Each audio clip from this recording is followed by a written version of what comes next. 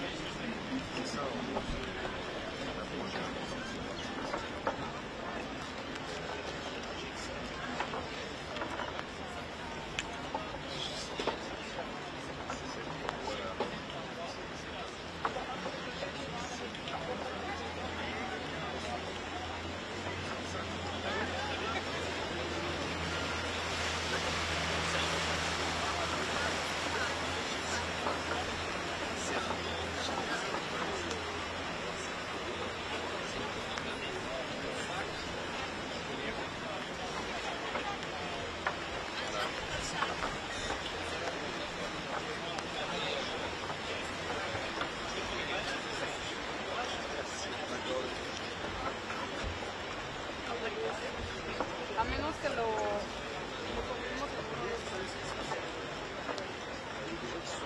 ay, brillo. No, la mamá que correr el riego, correr el riego, estará listo.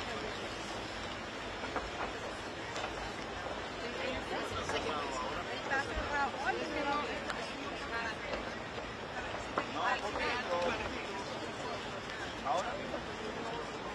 ¿o quieres en el de allá, que hay menos gente y nos van a nada, seguiremos informando con las transmisiones.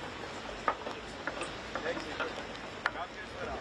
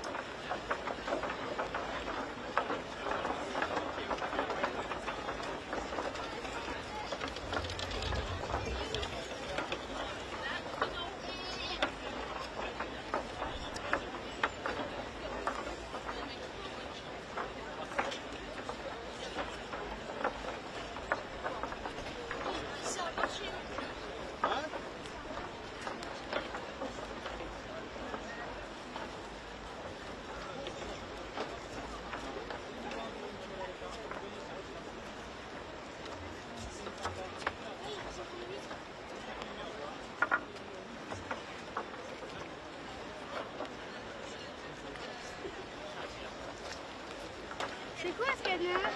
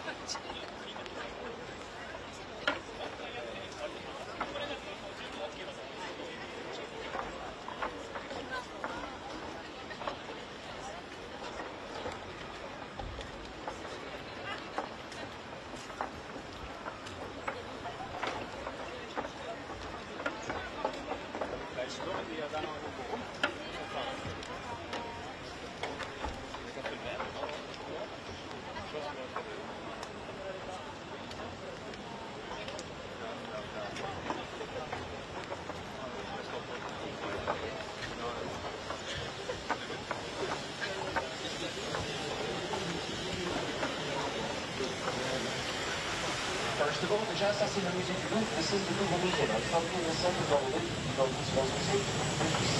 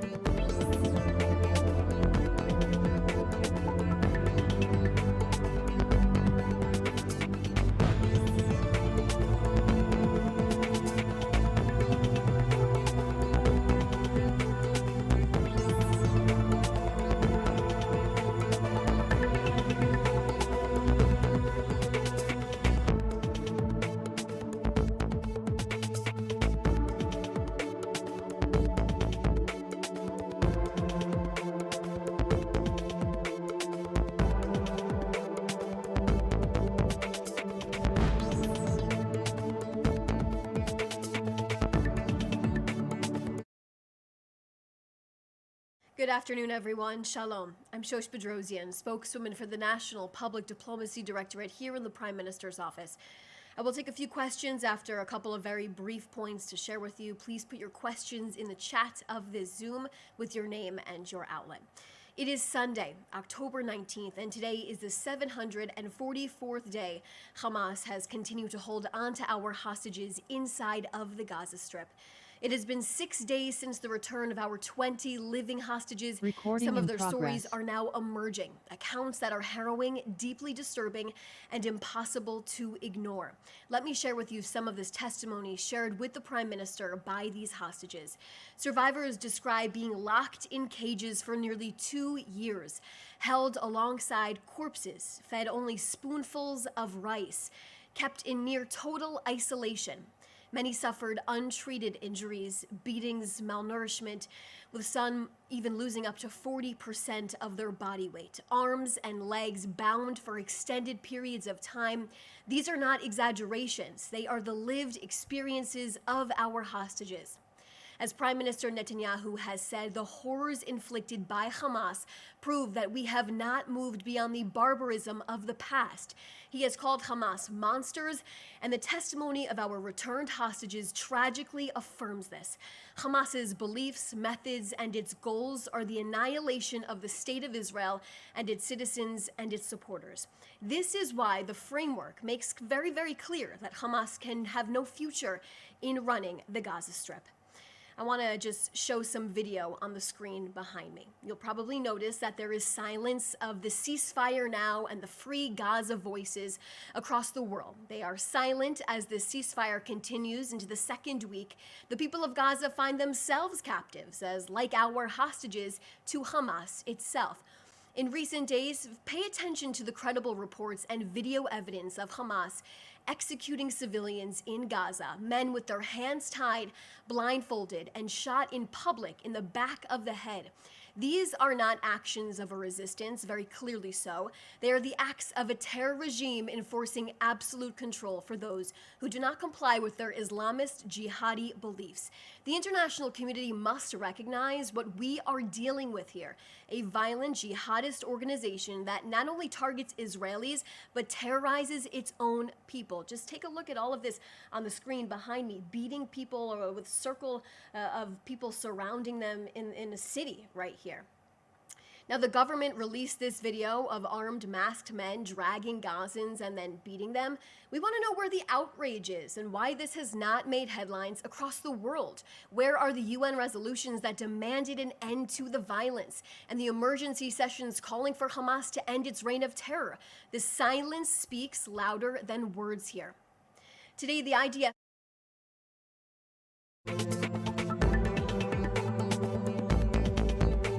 dismantle terrorist infrastructure, all in accordance with the ceasefire agreement. Now, in response, the IDF began striking in the area to eliminate the threat.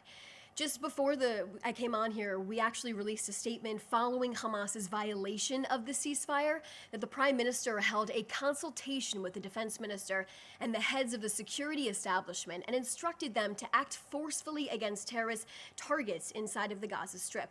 Now, as this savagery continues, so does our fight for the release of our deceased hostages.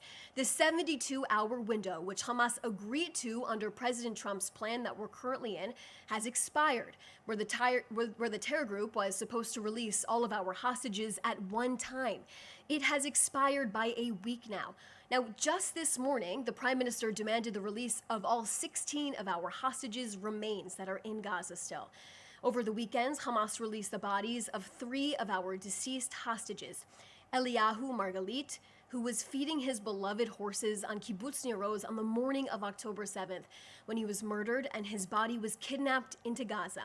And Ronen Engel, who was murdered while his family was in their home. He was defending them from terrorists that infiltrated their house on Kibbutz Nir Oz on the morning of October 7th. And just this afternoon, the body of a Thai hostage, Sontai Okarsri, was also identified. He was murdered on the morning of October 7th while in the orchards of Kibbutz Be'eri. His body was later kidnapped into the Gaza Strip. Now, may their memories forever be a blessing. Hamas knows where our hostages are located inside of the Gaza Strip. We are aware that when Hamas feels the pressure from Israel and the United States, they start to return more of our hostages' remains. Let's reiterate the facts here. Hamas is required to uphold its commitments to the mediators, including President Trump, to return our remaining hostages as part of this agreement. The Prime Minister has made it abundantly clear there will be no compromise and Israel will spare no effort until all of our fallen hostages are home. There are 16 more hostages that need to be returned. Now, Prime Minister Netanyahu submitted for government approval today the permanent name of this war as the War of Redemption, in Hebrew known as Milchemet Hatkuma. It was approved by the government. It comes as Israel marks 2 years since a terrible disaster, where we remember how we started in times of tragedy and how we rose up dramatically on our feet, dynamically, and returned intensive war to our enemies. The Prime Minister said last night in an interview here in Israel that Israel removed the existential threat of the Iranian axis from the Jewish state as Israel broke the deadly chokehold Iran tried to create here, establishing this national redemption project in the land of Israel and our strong and flourishing state. Prime Minister Netanyahu said on the third day of the war that we will change the face of the Middle East. And that's exactly what we did, which was made possible by three things: the sacrifice and bravery from our heroic soldiers on all fronts, the decisions led by the Prime Minister and the government, and the special relationship between the Prime Minister and President Trump, who helped us in the second half of the war. From the beginning, the Prime Minister took on enormous decisions, first declaring war on Hamas in Gaza and calling up all of our soldiers, all 400,000 of them, to be recruited for this war. Decisions such as waiting to launch the operation in Lebanon against Hezbollah instead of being spread out on multiple fronts. The Prime Minister's defiance on going into Rafah with or without the support from the Biden administration.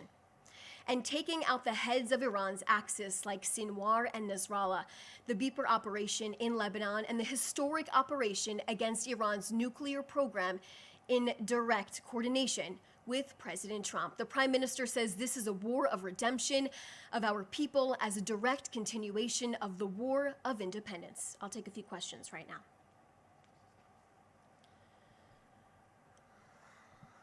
So we have a lot of questions. Several journalists have many questions wrapped up in their responses. So I'm going to take just typically the top question or the top two from each reporter. So this is from Joel Pollack from Breitbart News. Would you say that Israel has won the war? I laid out my answer to that, Joel, specifically talking about the incredible achievements that Prime Minister Netanyahu has gotten us to this point, all of the achievements inside of Gaza, when it comes to even the Houthis, when it comes to Hezbollah in Lebanon, in addition to Iran, the incredible achievements President Trump and Prime Minister Netanyahu got us to the point when it comes to Iran's nuclear system and program over there. So when it comes to your question, like I said, laying out all of the achievements that got us to this point in time where we are right now. Going to your second question, Joel, if Israel feels the need for strong military action against terrorists in Gaza, as the Prime Minister said, does that mean that the ceasefire is over? Israel has continued to fulfill their side of the ceasefire, as we have continued to said over and over and over again for the last week now. And I will point you to the direction of Hamas, who has still not released the bodies of all of our hostages. Remember, like we said at the beginning of the ceasefire, we were expecting all of our hostages to come out at one time, all 48 of our hostages. And here we are 1 week later, and we still have 16 bodies that we need to get back from Hamas that are still inside of the Gaza Strip. But specifically, when it comes to the question about the terrorists inside of Gaza, I want to just reiterate the statement that was published by the Prime Minister's office before I got on here, that Hamas's violation of the ceasefire, the Prime Minister actually held a consultation with the Defense Minister and the heads of security establishment and instructed them to act forcefully against terrorist targeting in the Gaza Strip. This is in reference to an incident that took place in the Rafah area inside of the Gaza Strip. Lior Soroka from the Washington Post: were any soldiers injured in the attack inside of Gaza today? I will refer that question to the IDF. This is Alexander Cornwell from Reuters. Hamas has said it remains committed to the ceasefire and denies any knowledge of any incident in Rafah. Well, first off, just for journalists to even have communication with Hamas, of course you know, Alexander, they are lying. They have not fulfilled their side of the ceasefire. And it's a simple reason. As we continue to say, I've stood up here for the last week to tell you that not all of our hostages are back. And we're waiting for 16 bodies. This was a commitment that was made under the first phase of this plan, Trump's plan to get us to this point where we are today, and we are waiting for Hamas to follow through with that. In terms of this other question you're asking, Alexander, does the Israeli government believe that those who opened fire on Israeli soldiers were Hamas militants? Refer you back to the statement that I just read about the incident. I am going to your next question. Given the presence of multiple armed groups in Gaza, how does Israel view Hamas's responsibility for ensuring that all factions adhere to the terms of the ceasefire? Well, first off, Hamas should also be adhering to all the terms of the ceasefire. We are still waiting, like I continue to say, day after day, we're waiting for them to fulfill their side of this agreement. But just to talk about the horrific videos we continue to see out of the Gaza Strip of people being executed in the streets by the Hamas terror group are despicable. It just shows what we have been faced with for the last 2 years, the grotesque way this terror group actually acts against their own people inside of the Gaza Strip. This is who Hamas is. So, you know, for all the journalists that clearly have a communication line to them, my question back to you is, why don't you ask Hamas why they're doing this to their own people inside of the Gaza Strip? This is James Marlowe, an independent broadcast journalist. In an interview with Reuters, a senior Hamas official said Hamas will not hand over its weapons and that Hamas always intended only a temporary ceasefire with Israel. My response to that is that Hamas accepted the terms of this plan that we are currently under, and the 20-point plan outlines that Hamas needs to demilitarize. All of Gaza needs to be demilitarized. Hamas needs to be disarmed, and that Hamas will have no future role in the governance of the Palestinian people inside of the Gaza Strip. Yael Ben-Horin from Agencia EFE, do you consider today's events in Gaza the official resumption of the war? I gave a statement that the Prime Minister's office put out just a little while ago, speaking about this incident that happened. Lazar Berman from the Times of Israel. On October 9th, you said all of the Prime Minister's objectives have now been achieved. With Hamas holding onto the majority of the slain hostages and saying that they won't disarm, is that still your assessment? So to talk about that, like I said, in terms of the 20-point plan, all of this has been approved on all sides by all parties that Hamas needs to be demilitarized. They will have no part of governing the Palestinian people in the future.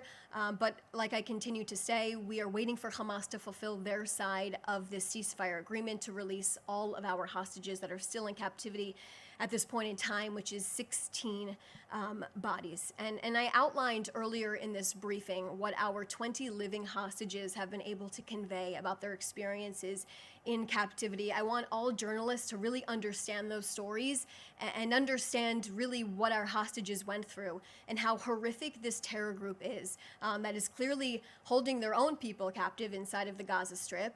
And you can see the enormous amount of violence that is happening to their own people inside of the Gaza Strip as well. This is Hilde Gran from TV2 Norway. Are the airstrikes happening within the yellow line? Are there civilians in the area? In terms of any airstrikes inside of the Gaza Strip, we are currently in a ceasefire, like we continue to say, but if there is a threat to our soldiers inside of the Gaza Strip, they are allowed to, of course, protect themselves and do what is needed to do. Just going through the rest of these questions. This is Kano Watanabe, excuse me for the mispronunciation there, from a Japanese newspaper. I answered your question about the airstrikes in Gaza just now. Jean from PBS, you want us to report on the happenings inside of Gaza. but you don't allow us as independent journalists to go inside of the Gaza Strip. In reference to